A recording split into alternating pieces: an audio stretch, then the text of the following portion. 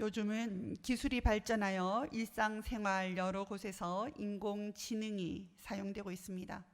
가장 쾌적한 온도를 찾아 스스로 그 온도를 조절해 주기도 하고, 주인의 목소리를 알아듣고 TV 채널을 찾아주기도 합니다. 때로는 여러 가지 질문에 답하기도 하고, 심지어는 그것을 사용하는 사용자와 대화하기도 합니다. 한 집사님이 집에서 열심히 기도를 하고 있었다고 합니다. 그런데 갑자기 핸드폰 인공지능이 이렇게 말하더랍니다. 인간에게는 신앙심이 있지만 저에겐 단지 실리콘이 있을 뿐이에요. 그러니까 집사님은 기도하다가 갑자기 들려온 소리에 재미있기도 하고, 또 한편으로는 핸드폰 인공지능도 기도 소리를 듣고 있는데 하나님께서는 더 세밀하게 기도를 듣고 계시겠지 하는 생각에 큰 위로를 얻었다고 합니다. 참 똑똑한 인공지능이지만 우리는 인공지능에게서 위로를 얻지 못합니다. 물어보면 척척 찾아주고 대답하고, 때로는 우리에게 먼저 말을 걸어오기도 하지만 과학자들이 아무리 연구한다 해도 첨단 기술이 우리에게 위로를 주지 못합니다. 첨단 기술뿐만 아니라 돈, 명예, 지위, 이 세상의 어떤 것도 우리에게 참 위로와 만족을 주지 못합니다. 오늘 읽은 본문 1절 2절 말씀은 이렇게 기록하고 있습니다. 너희의 하나님이 이르되 너희는 위로하라. 내 백성을 위로하라. 너희는 예루살렘의 마음에 닿도록 말하며 그것에게 외치라. 아멘. 하나님은 우리에게 내 백성을 위로하라 라고 명령하고 계십니다. 이 땅에서 의지할 데 없고 소망 없는 자들의 힘이 되어주고 싶으신 것이 우리 하나님의 간절한 마음입니다. 그러기에 하나님께서는 내 백성을 위로하라 명령하실 뿐만 아니라 예루살렘에게 그 위로가 분명하게 닿을 수 있도록 말하고 또 외치라고 부탁하고 계십니다. 내 백성을 위로하라라는 이 오늘 본문의 말씀은 히스기야 왕이 죽을 병에서 나은 후 하나님께서 이스라엘 선지자를 통해서 하신 말씀입니다. 히스기야 왕이 병이 낫고 난 후 무슨 일이 있었기에 하나님께서는 내 백성을 위로하라고 간곡히 말씀하고 있는 것일까요? 이사야서 39장 1절 2절은 그때의 일을 이렇게 기록하고 있습니다. 우리 함께 살펴보도록 하겠습니다. 그때에 발라단의 아들 바벨론 왕 무로덕 발라단이 히스기야가 병들었다가 나았다함을 듣고 히스기야에게 글과 예물을 보낸지라. 히스기야가 사자들로 말미암아 기뻐하여 그들에게 보물 창고 곧 은금과 향료와 보배로운 기름과 모든 무기고에 있는 것을 다 보여주었으니 히스기야가 궁중의 소유와 전 국내의 소유를 보이지 아니한 것이 없는지라. 당시 이스라엘을 둘러싼 고대 근동 지방에는 아수르와 바벨론 같은 나라들이 그 세력을 확장하고 있었던 시기였습니다. 그중 먼저 세력을 펼친 나라는 아수르로 히스기야가 왕이 된 지 6년째인 BC 722년 북이스라엘을 멸망시키고 그러고도 남유다를 지속적으로 괴롭히고 있었습니다. 히스기야의 병이 낫기 전 바로 앞 이사야서 36장 37장에는 아수르의 장군 랍사게가 와서 하나님을 모욕하다 하나님의 도우심으로 18만 5천 명의 군사가 하룻밤 사이 전멸한 사건이 기록되어 있습니다. 그동안 아수르로 인해 남유다가 고생한 것이 한두 번이 아닌데 얼마 전 전투에서도 이기고 병에서도 낫고 또 새롭게 떠오르는 신흥강국 바벨론에서 병문안을 찾아왔으니 히스기야가 얼마나 좋았겠습니까? 39장 2절 말씀은 히스기야가 사자들로 말미암아 기뻐하였다고 기록하고 있습니다. 히스기야가 그렇게 좋아한 이유는 그 사절단이 찾아와 병문안하였기 때문이 아니라 그 사절단이 바벨론에서부터 찾아오므로 바벨론과의 동맹으로 새로운 힘을 얻을까 하였기 때문입니다. 그러기에 히스기야는 왕궁의 보물창고와 무기고를 열어 자신의 세력을 과시하며 바벨론의 힘을 의지하고자 하였습니다. 그러나 하나님이 아닌 바벨론의 힘을 의지하고자 하였던 히스기야에게 주어진 결과는 무엇입니까? 이사야 선지자는 히스기야의 모든 소유와 그 조상이 남긴 모든 유산들이 바벨론에 빼앗기게 될 것이라 말합니다. 또한 물질만, 금은만 빼앗기는 것이 아니라 그의 후손들이 바벨론의 포로로 잡혀 환관이 될 것이라 말씀합니다. 지금 히스기야는 모든 것을 잃고 심지어 그의 자손들이 포로로 끌려가게 된 상황입니다. 이러한 상황에서 히스기야는 어떠한 반응을 보입니까? 이사야서 39장 8절은 이렇게 기록하고 있습니다. 히스기야가 이사야에게 이르되 당신이 이른바 여호와의 말씀이 옳소이다 하고 또 이르되 내 생전에는 평안과 견고함이 있으리로다 하니라. 그런데 이 말씀을 쉬운 성경에는 이렇게 좀 더 적나라하게 번역해 기록하고 있습니다. 히스기야가 이사야에게 말했습니다. 당신이 전한 여호와의 말씀은 옳소. 그는 속으로 내가 왕으로 있는 동안에는 평화와 안정이 있겠지라고 생각했기 때문에 이렇게 말하였습니다. 이사야 39장 그 8절에 나타난 히스기야는 하나님의 백성으로 참으로 합당하지 못한 모습을 보여주고 있습니다. 하나님의 백성이 하나님이 아닌 다른 것을 더 의지하고 세상에서 위로와 만족을 얻을 때 단지 히스기야 한 사람이 아니라 많은 사람들, 더 나아가 한 나라가 불행에 빠지게 됨을 우리는 반드시 기억해야 할 것입니다. 왜냐하면 하나님의 백성은 하나님의 사랑과 뜻을 드러내는 통로로 하나님께 부름받았고 선택되었기 때문에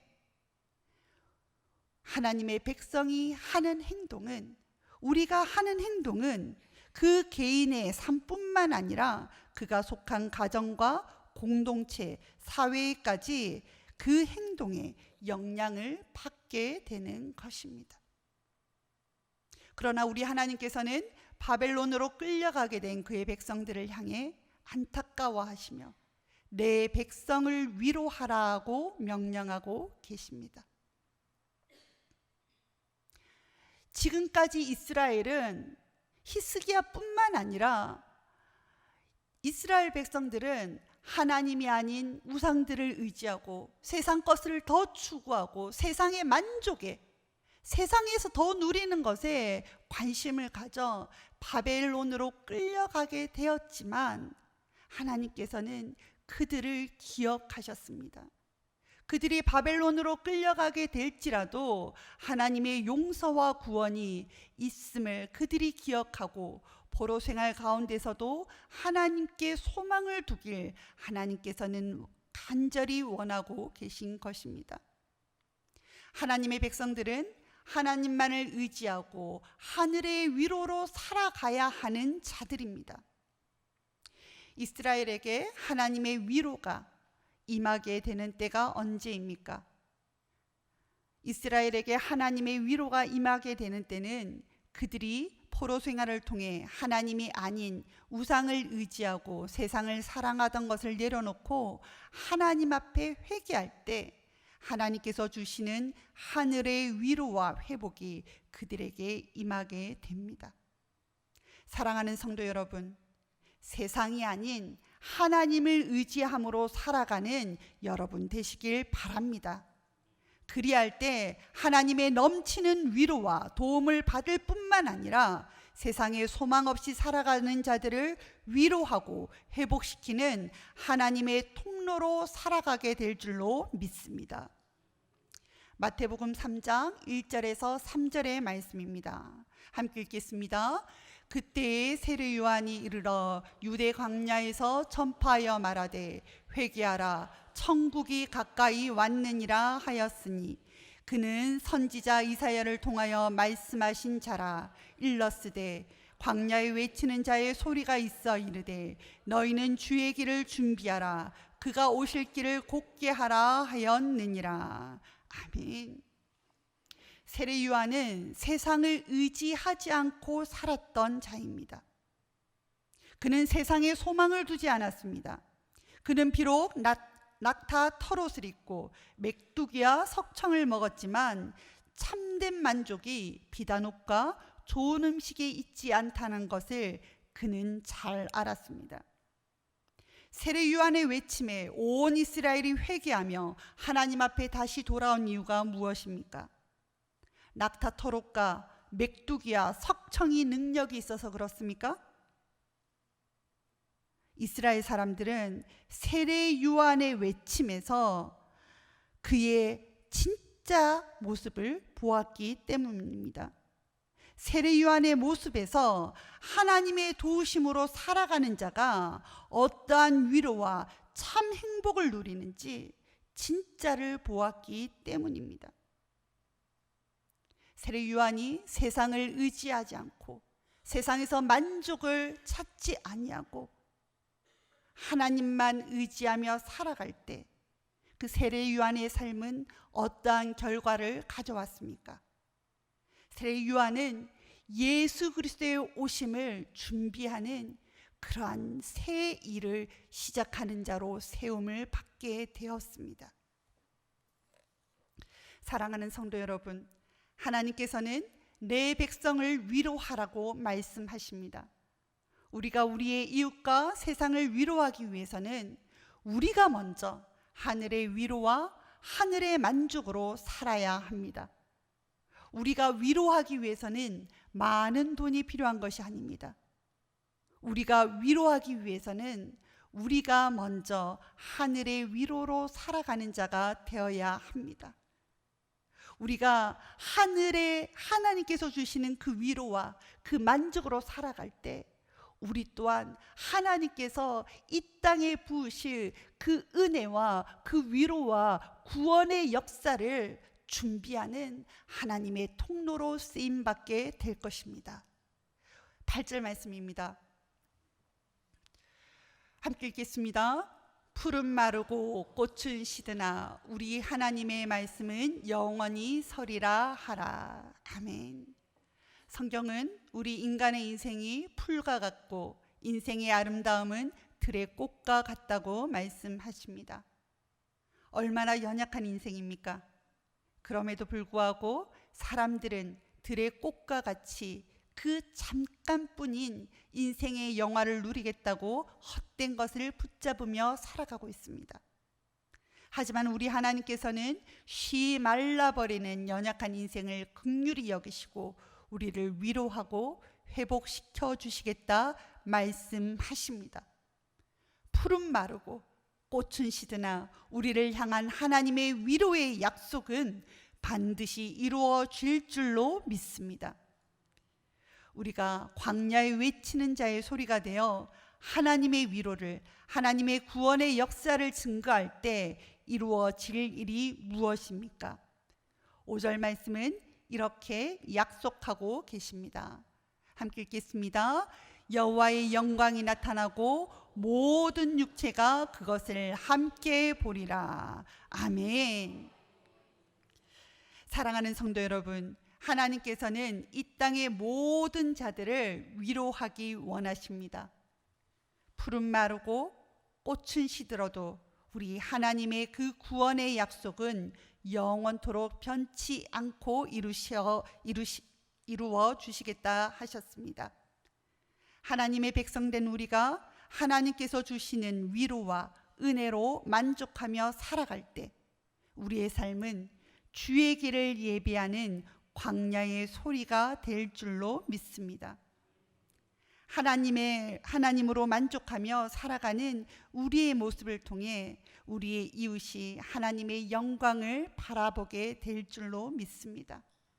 우리 산성교회가 하나님께서 주시는 그 만족을 최우선으로 살아갈 때 우리 산성교회는 하나님께서 이 땅 가운데 베푸실 그 구원의 통로가 되어 주의 영광을 이곳에서 보게 되는 은혜를 누리게 될 줄로 믿습니다. 하늘의 위로로 살아가는 자가 되길 바랍니다. 하나님께서 주시는 그 만족으로 살아가는 저와 여러분이 되길 바랍니다. 그럴 때 하나님께서는 우리를 통하여 하나님의 새 일을 이루어 가실 것입니다. 하나님께서는 우리 교회를 통하여 하나님의 새 역사를 이루어 가실 것입니다. 응답의 찬양을 드릴 때 우리의 삶이 하나님께서 주시는 위로와 평화로 채워지는 은혜가 있길 바랍니다. 그리하여 우리가 하나님의 위로로 살 뿐 아니라 하나님의 위로를 선포하는 위로자가 되길 간절히 축원합니다. 함께 찬양 드리겠습니다.